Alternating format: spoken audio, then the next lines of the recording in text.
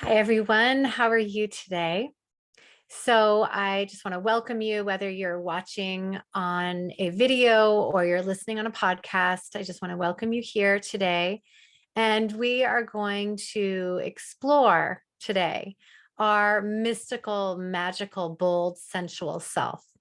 And what does that mean in our healing worlds? What does that mean in our crazy world that we live in now? And we're going to talk about the art of reclaiming our sacred center. Really, the sacred center is all about reclaiming the mystic, reclaiming that central piece, that sacredness and that holiness that is right here, right now, inside of you at this very moment. There's no searching because you're not lost, right? And so as we experience this life unraveling, as we have been experiencing life just so chaotic, even though in many ways it's been amazing, it can feel like our footing is a little bit unsure, and we could use some assistance to remember and reclaim that sacredness inside of all of us. So we're gonna go on a little journey today, a journey into the hidden pieces of ourselves that are so beautiful and so joyful and so peaceful, and maybe a little dark, right? Maybe a little bit sensual, maybe wild, maybe free. So we want to explore the inner mystic, the inner journey inside to find the inner mystic. She's alive and well inside of you and in everyday life, but she needs help to find her, right? She needs you to help her explore her voice in a way that feels alive and healthy and promising to you. So let's dive in. Let's jump in. So why do we want to journey into this idea of the mystical, magical, sensual self? Why not just live complacently the way life is? The problem with that is that we have so many beliefs, so many unrealistic expectations of ourselves. I work with a lot of women that even have spiritual perfectionism as one of their ideals, right? They have to be the perfect spiritual mystic, or they have to be the perfect partner or the perfect woman, or you name it, it's perfection. Now, you didn't learn that necessarily from yourself. Yes, there are pieces in us that societally we have learned to be perfect. We have learned about self-judgment and criticism, but a lot of that is a lot of those messages come from the way that we have been raised, the way, and this isn't, to bet, I'm a mom, so this isn't to think about like exactly how our parents did it. It's lineage. It's every time I do this, I can feel an older woman standing behind me. Part of her is informing me what to say and how to say it, and the other part is informing me that she wants to teach women, she wants to teach through me and others how to be your own person, how to uncover your sacredness, your mystic inside of you, because her generation, excuse me, her generation learned to be proper, to be perfect, to be beautiful, to be kind, to not speak a bad word. And the truth is there's a liberation happening where we are being invited to look at the self-judgment and the beliefs that we have carried on our back, the burdens that we have carried on our back from our ancestry, from our lineage. And it is time to reclaim the mystic, because what I can feel from her is that she is ready, right? Those women that come behind you, that came before you, they are ready. This is a beautiful time in history, in our energy, where the veil is very thin between us and them, the others on the other side, our loved ones, the guides, angels, spirit herself. The veil is so thin that our ancestors are kind of coming out from under the rubble and really settling in behind us, guiding us. And all she needs is for you to turn to her and say, help me, right? So we are going to unravel. We want to unravel our mistakes, unravel our messes that we think define our lives, with a new realization that every mistake that you've made and every judgment that you have towards yourself is actually a step closer to the mystic and the sensual person and the wild and the natural person that you truly are. So allowing ourselves to continue to surrender to who you really are is going to help us. So how do we do that? We do that by surrendering to the everyday, the mundane 3D parts of life without the fight, right? Experiencing the divine directly in your life with no one in between. The way that I was raised, and I never buy into this, but I still think I have this in the back of my head, is that God is that old man in the sky, or that you need a rabbi or a priest or a minister to pray for you, right? I spent almost 20 years in the rabbi world, where my husband was a congregational rabbi for, I think, 17, 18 years. We had two large congregations. And I, as a rabbi's wife, and this isn't, I won't get deep into this. This is a different podcast. Actually, I did a podcast on it. But as a rabbi's wife, what I saw and what I wanted to say so badly was, you have the power to pray to spirit, to connect to spirit on your own. And you don't need the rabbi to do it, right? Like, he may know the blessings better than you, but I love my husband and I respect all rabbis and people in clergy, but they are mortals. They are people just like you and I. They struggle with the same things. You have a direct link to spirit, and it is through everyday living. The mystical moments, they occur more and more, like more often out of nowhere, when we open up to feeling one with this vastness of life. Every single day, baking bread, walking your dog, driving, paying bills, like doing all those mundane things can be infused with meaning. They can be infused with love and infused with like this new awareness of eye-opening, mystical, magical moments right in the middle of your driveway as you pull up into your home. So often, the person next to you becomes, or the people that we take for, they're the people we take for granted. And those are the loved ones next to us, that sleep next to us, that share the same home. They are the ones that can be looked at as so beautiful. We can look at them with new glasses, right? I always tell this little story of how I drive everywhere. I have teenagers now, and I just feel like in some ways it's very frustrating because I'm always in the car, and I'm looking for ways to infuse meaning back into my life. I spent so many years as a mom, a healer, but also as a mom is also a very big part of who I am. And there were always, I mean, it was hard, but there were always moments of meaning. And now as my kids get older, I find that I am the schlepper. I cook the meals so they can take them with them to dance. They don't necessarily all sit around the table like they used to. And it can be a really lonely, isolating place for a woman as she grows older. And this may be my age group that I'm in, but there's always ways to infuse meaning. And so what I've done, because I drive everywhere, is that I turn up my favorite music. And for me, music is magic. It reminds me that I am not a schlep, like driving from one place to another, but I crank up my music. Like if you heard me belting it out, and I may not look like someone who can belt it out, but I can, and I belt it out and I sing, I turn on specific music that I know will elicit emotion from me. Right. And I always talk about this, my love of Barry Manilow. It goes back to my childhood. It has meaning. It's like I have hand movements to the music. Every song has a different hand movement. Even my sister, who shares in my passion of Barry Manilow, thinks I might have lost my mind.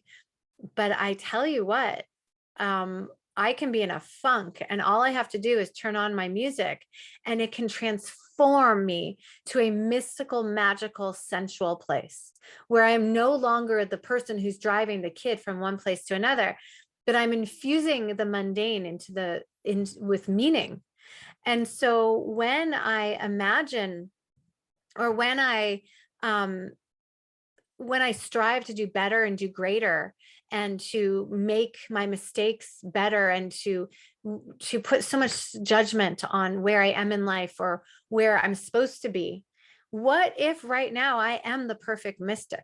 What if it's not about achieving the best relationship or the best body or the best mom or the best grandparent or the best person in your career or whatever it is, you fill in the blank? What if it's not about getting the best perfect relationship?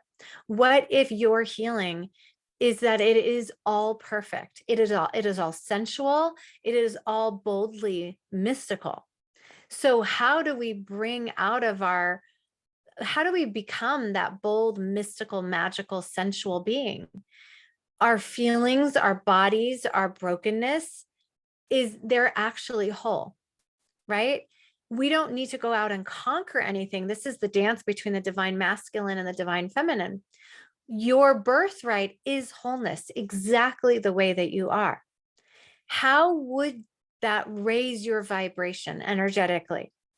If everything is energy and everything has a vibration, because it does, instead of kind of going along, so I like to talk about 3D versus 5D. Instead of going along the 3D, which is paying the bills, driving the kids, doing the mundane, washing the dishes, what if you infused that with 5D? What if you looked at the self-judgments, the woman behind me who's like, don't forget that we all have those judgments and those beliefs from our old, from ancestral lineages. What if we kind of just took all of that and we infused meaning and love and purpose and sensuality in the things that we do every day? What if your mess is actually your transformation? It's actually your mystic. What if your mess is your mystic, right? And what if you can turn that into holiness? And so another example I have is, and again, this can be any age. Like, just because I'm 50 and going through menopause doesn't mean that this doesn't apply to you at 30, at 21, or at 76, right? So every age goes through stages of growth. Every age is about healing and opening to that magical, mystical woman that you are. And so I happen to be 50 and hot. Maybe not hot, but hot. I am heated from the inside out, and I run very cold, right? But like my body is hot. It is very hot, and it makes me irritable, and it makes me anxious sometimes, and it makes for the idea of sensuality and mystical and magical, it sometimes makes you want to just throw it out and say that that's not true. What I'm feeling is heat. And so the idea is to rise from the ashes, from that fire, right? We all have a fire at every age. It's asking you to raise your vibration and become wild and become free and become the mystic that you are inside of the body that you have right now. Whether you're 10 pounds overweight, 10 pounds underweight, 5 pounds, 50 pounds, 75 pounds, I don't care. It's about embracing the heat that comes with every stage, that is burning and yearning inside of us to say, it's not about your partner. It's not about the person next to you. It's not about the people outside of you. It's about you. The way to the mystic is to empower yourself by listening to what you need, listening to what you want, listening, having better boundaries. It's about honoring the messiness to make it mystical. It's about honoring the mundane to make it magical. So I would encourage you, I know you're watching this recorded, I would encourage you in the comments to write about your ordinary moments, right? Hugging your child, making coffee on a cold morning, walking in the rain, singing at the top of your lungs in the middle of a car ride in the middle of traffic. What are your ordinary moments that you can turn into magic and mystic? How can you reclaim the holy from the ordinary? Your desires, this is about desire. What is your desire? What is your body saying? Your emotions? How can you reclaim your sacredness by honoring how you feel? It doesn't mean that your feelings, we don't want to go too. So what I see a lot in, just as a little sideways path here, what I see a lot in my practice and myself too is this divine feminine rising, which is beautiful. But what happens is we forget the importance of the divine masculine. Right. So a whole person is the balance and the dance between masculine and feminine. It's not overly masculine, but it's also not overly feminine. It's the dance between two. And how I work with clients is that I help women find what's in the middle, which is your sacred center. And we dance inside of your life. We do intuitive healings. We do some belief extractions. We do a lot of ancestral work to remove the external, to find that sacredness, that holiness. And she's right inside of you, right here. Right. And so we can't do this alone. We must do it together. We must rise from the ashes together to support each other. So this is a beautiful path that we're all on right here and right now. And so I'm going to give you one little homework assignment or exercise or invitation. Take 20 minutes and do some automatic writing. So what I mean by automatic writing is not necessarily, you can do the automatic writing where spirit moves through your pen. A lot of people don't feel like they have the ability to do that. So I'm going to ask you to literally set a timer for 15 minutes and write about, like, do a stream of thought and write every single thing that you're feeling. I did it this morning. I wrote every single thing. It wasn't pretty. I want you to get out everything that you consider dark, everything that you consider off limits, off topic, like you can't speak about it. I want it to be a free-flowing, non-judgmental space. You can rip it up when you're done, where you get to express everything that comes out, whether it's a sentence about your morning coffee, or if it's a deeper sentence about your desire and your passions. Whatever comes up, write about it and let it go. And then do this 3 times a week and make an altar of what's important for you, right? Start to cultivate. I have something next to my desk. It's like a cultivation of the things that are important. As I strip away the judgments, the beliefs, the ancestral beliefs, the past lives, the things that don't serve me anymore, and step into the mystical, bold, magical self that we are, I bring up all the things that remind me of that. So I have a vision board next to me. I have different things that I've pulled along the way that I enjoy, that I like. I have my crystals. I have my rattle. I have my feather. Because feathers to me are a sign that everything's going to be okay. So I have my feather always next to me. Just start to create and collect, right? Bring out that mystical, magical piece in you. And I want to hear from you and let me know how you're doing in it. So as we kind of conclude here, one more little pause here, and let's pause before we go to bed every night. And just before you close your eyes, before you fall asleep, just invite the mystical, magical self in. Invite her into your dreams and invite her into your world and into your body, and invite the divine to start to allow her to open to her truth. It doesn't mean you're going to blow up your life. It just means that you're inviting more pleasure. Right? There's what I learned when I was in health coaching school. My teacher always said vitamin P is the most important supplement you can ever take. And that vitamin is pleasure.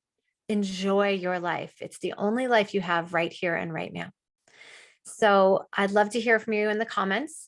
Stay tuned for the next Sacred Center Circle coming in February 2022, 2023. What else do we have going on? Stay tuned for different ways of doing my blog. I'm going to do a lot more videos. I really want to connect with you and see how you're feeling in your body and your world today. So let me know how you're doing. More to come, more groups, more intuitive readings, and more guidance. Have a wonderful day. Bye.